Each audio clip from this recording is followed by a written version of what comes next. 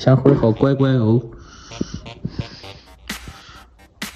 不是大哥，你是怎么从那个屋把它拖出来的呀？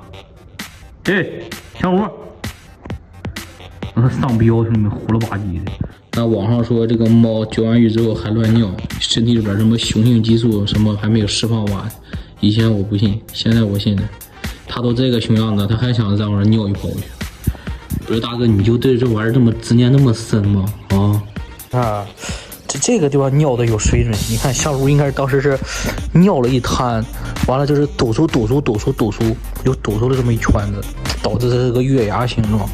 还别说挺有艺术感的啊！你个傻猫，你踩老子厨房干嘛？你踩厨房干嘛？你混弟弟拉锅里尿锅里，你给我踩厨房，你俩是个指定变态吗？那煤气罐的电，那煤气燃线你能有啊？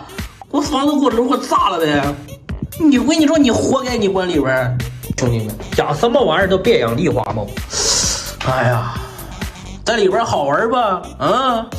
你个牢狱之灾，你个损傻玩意儿！